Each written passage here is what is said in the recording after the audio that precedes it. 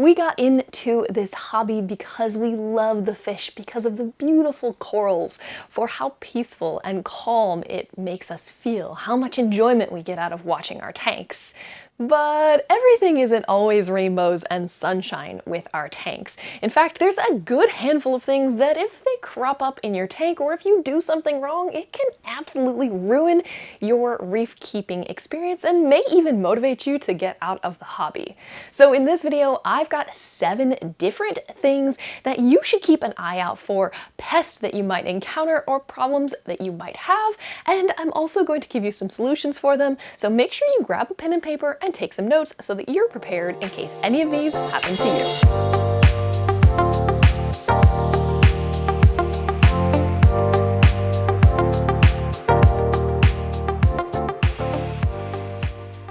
Hi there! Hillary here for Waterlogged on behalf of saltwateraquarium.com. On the off chance you might be encountering one of these pests or one of these issues, hopefully I've got a solution for you. But you should know that there's a whole community of other aquarists that are out there that might have been through the same situation that you have been, or are just out there and are very knowledgeable and have solutions for you. So please, please, please, if you're encountering any of these things, don't give up. Reach out to your fellow hobbyist and let us help buoy you and keep you in the hobby and get you back on track for success in your reef tank. So the first thing that I wanted to bring up when it comes to pests that can absolutely ruin your reef keeping experience are Aiptasia. Now there's actually a couple of different types of Aiptasia, and hopefully I'll be able to do a video on that in the future, but no matter what kind you have, they are pesky and annoying. And oftentimes when you have one, you have a whole tank full. When you're trying to kill them, if you don't get rid of them completely, they just come back tenfold. So how do you get rid of them? Well, obviously there is the manual method. You can go in and remove them by hand. There's a whole bunch of products that are out on the market that can help you with this, but there's also some cleanup crew members that can help you with this. So things like Aiptasia eating filefish are a good one. Copper band butterflies are one. Peppermint shrimp, if you get the right species, will help with that. And even things like Bergia nudibranchs will help to keep the Aiptasia in your tank under control, if not completely eradicate it. So if you've got an Aiptasia outbreak, don't fear, there are tools to help you along the way. Okay, the second thing that you might encounter that is kind of a nuisance but not terrible are vermitid snails. Now these guys crop up along your tank, and at first you might think that they're a cool miniature little feather duster worm, but the way they work is they feed by spewing out mucus and collecting food floating through the air. Well, in this process they irritate and annoy the corals nearby, causing damage. And this is another one like that Aiptasia. Once you've got one, you've got a whole bunch of them. Now there's not as many ways to remove these as, say, with the Aiptasia, but you can start off by getting a whole bunch of bumblebee snails. Now these snails are small, they're able to get into the little tiny spaces where those vermitids are at and help to remove them, and they're very efficient at it. Now, if that's not moving fast enough for you, you can actually go in there and manually remove them and break them off. Just remember, be patient. It's a work in progress. Okay, the third thing on the list, and this isn't, again, as bad as some of the other ones. It's not going to destroy your tank, but they're unsightly. And if they touch your fingers, well, you might feel like you've put your hand against some fiberglass. And that is bristleworms. Now, bristleworms are part of a natural cleanup crew, so I would expect to see some in the tank.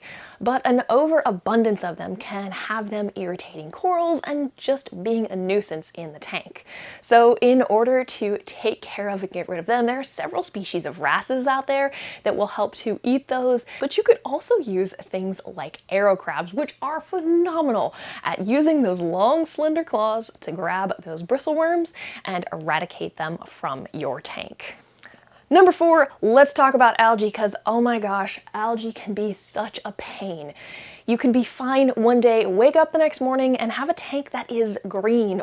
And a lot of times algae issues are due to an imbalance of nutrients in your water.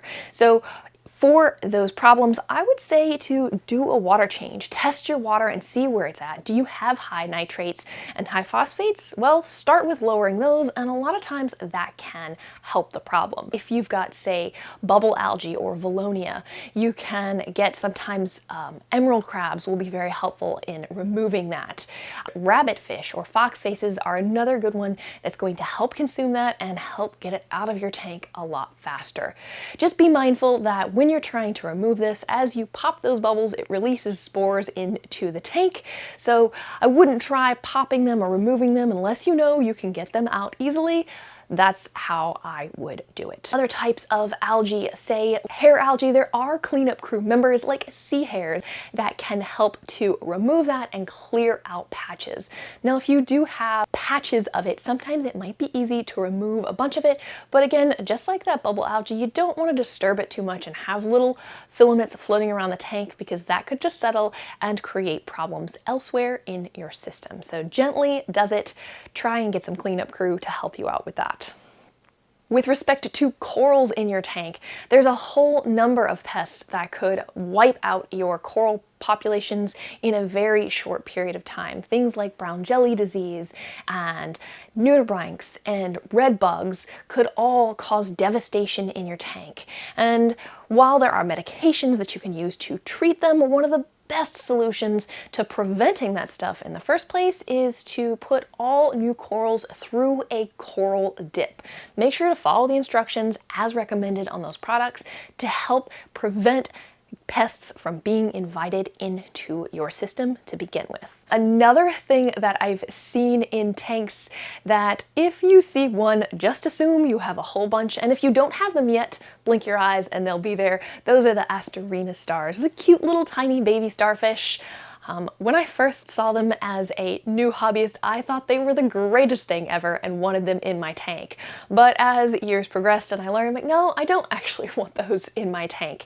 And there's a great tool to help remove them, and that is harlequin shrimp. They do a phenomenal job of getting rid of all of those unwanted starfish in your tank. Just keep in mind that over time, after they clear them all out, you might need to supplement their food with some other stars like a chocolate chip starfish. Now, things like film algae and cyanobacteria and even diatom blooms can be a result of water parameters that are off. So I again recommend testing your water parameters on a regular basis. Take some notes, see how those trends go, and then make adjustments to take care of that. If you still can't figure out what the issue is, I would encourage you to take it a step further and even look at the source water, because that might actually be causing some problems as well. All right, again, I'm going to remind you, if you're going through any of these issues with your tank, please reach out to some of the fellow hobbyists in this community. We all want to see each other be successful, and it's a sad day when somebody decides to leave because they're overwhelmed with a problem in the tank. Reach out, let us help you keep your aquarium going and stay in the hobby long term. All right, this has been Hillary for Waterlogged on behalf of saltwateraquarium.com. Thank you so much for watching, and I'll see you next time.